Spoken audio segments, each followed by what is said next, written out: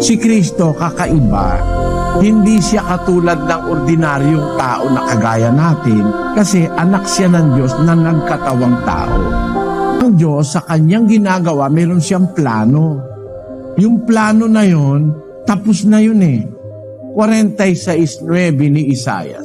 Inyong alalahanin ang mga dating bagay ng una, sapagkat ako'y Diyos at walang iba liban sa akin. Ako'y Diyos at walang gaya ko, na nagpapahayag ng wakas mula sa pasimula at mula ng mga unang panahon ng mga bagay na hindi pa nangyayari, na nagsasabi, ang payo ko ay mananayo at gagawin ko ang aking buong kaligayahan. Ang Diyos ay walang kapareho. Kaya nga hindi natin siya pwedeng i-challenge eh. Wala ngang siyentipiko na makaka-challenge sa Diyos eh. Kahit ateista eh. Sabi niya, walang gaya ko na nagpapahayag ng wakas mula pa sa umpisa. He has the capacity to declare the end from the beginning. Yung hindi pa nangyayari, nasasabi niya na kung ano mangyayari sa hinaharap. Ganon. Parang meron ng isang plano kung gaano katagal ba ang itatagal ng istorya. Ganon. Parang isang pelikula na merong itinakdang oras yung direktor kung gaano kahaba. Ganon ang Diyos. Sinasabi niya na yung wakas, dun pa lang sa umpisa. Hindi pa nag-uumpisa, hindi pa nangyayari, sinasabi na niya. Ang layunin niya ron yung nasa Juan. Ang layunin ng Diyos, kaya niya sinasabi agad sa 13:19. Mula ngayon ay sinasalita ko sa inyo bago mangyari, upang pagka nangyari, kayo'y magsisampalataya na ako nga. Para pala makasampalataya tayo, hindi pa nga nangyayari, sinabi na niya, para pag nangyari, saksi ka, sasampalataya ka nga, meron ng Diyos. Dapat ka nga maniwala sa Kanya. Yon. Ngayon, bakit si Kristo'y nangaral 30 anyos? Kasi may nakatakda na panahon ang ilalagi niya sa mundo. May nakatakda yon. Hindi pwedeng mauna, mahuli. Takda yon. Miski yung kanyang pagkapanganak sa mundo, nakatakda na yun eh.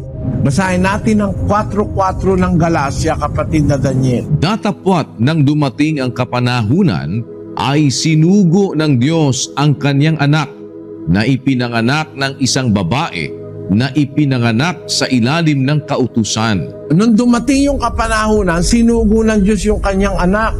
Kaya noong mag-umpisang mangaral si Kristo, doon siya inutusan ng Diyos na mangaral na 30 anyos. Ang Diyos ang nagtatakda nung panahon na yon. Basahin natin ang Gawa 1:7. At sinabi niya sa kanila, hindi ukol sa inyo ang pagkaalam ng mga panahon o ng mga bahagi ng panahon na itinakda ng Ama sa kanyang sariling kapamahalaan. Sabi ng anak, sabi ng Panginoong Hesus, yung panahon, mga bahagi ng panahon, itinakda ng Ama yon sa kanyang sariling kapamahalaan. Kasi alam niya na dapat mangyari mula sa umpisa hanggang sa katapusan. Kaya siya ang nagtatakda nung dapat na mga panahon. Kung kailan ba mag-uumpisa, kung kailan ba matatapos. Siya rin ang nagtatakda nun.